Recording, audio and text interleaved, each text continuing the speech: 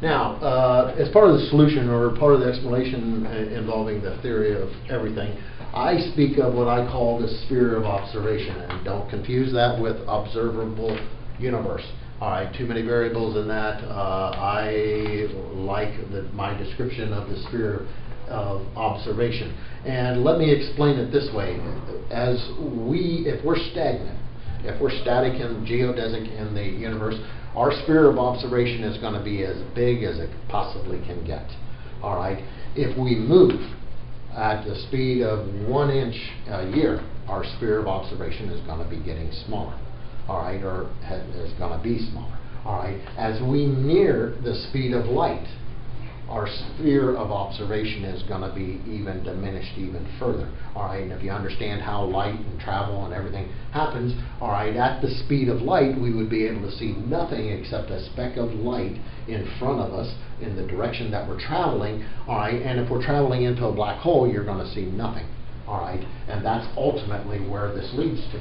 All right, now, if you follow what I'm saying, my sphere of observation, if this is Earth, and we're this distance from our black hole, we know that my sphere of observation, what I can observe, ends at the event horizon. All right. Well, the other side of that sphere of observation that I'm describing or that I'm using in the theory, all right, also has an other side, or a 360, or it's sort of like a bubble around us, all right, of where we can see and how distant we can see. The same thing is happening at the event horizon. No light escaping through to us, is happening at the other end of our sphere of observation. And our sphere of observation is decreasing as our speed increases towards the speed of light. All right, and so if here's where I'm at now, and this is where my event horizon is, that's one end of my sphere of observation. Another position in my sphere of observation is out here, and it's being limited because of the speed of light. And let's say it's here, and I can't see that galaxy, but I can see all these other galaxies. They're inside my sphere of observation. All right. If I go through time and I realize, okay, I'm this much closer to not only has more matter got into my singularity in the inside of my black hole, so my black hole event horizon is actually increased.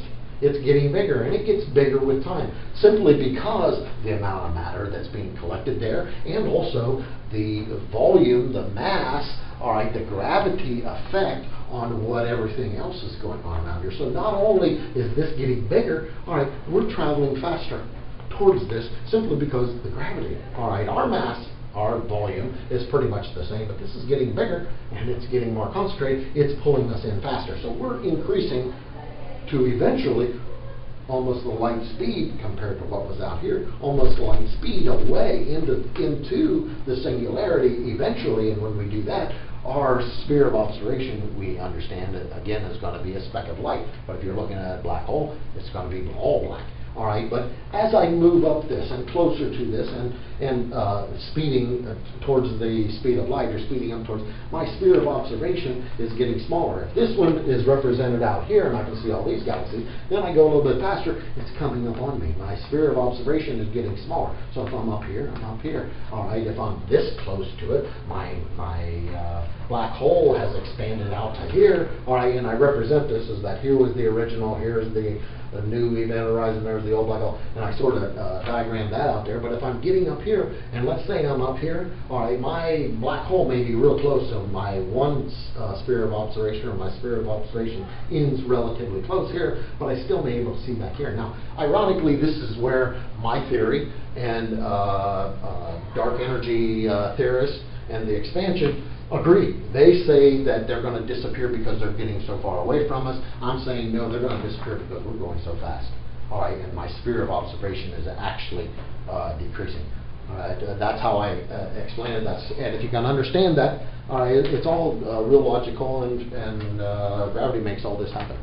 So that's an explanation on sphere of observation. It's used my TOE regularly.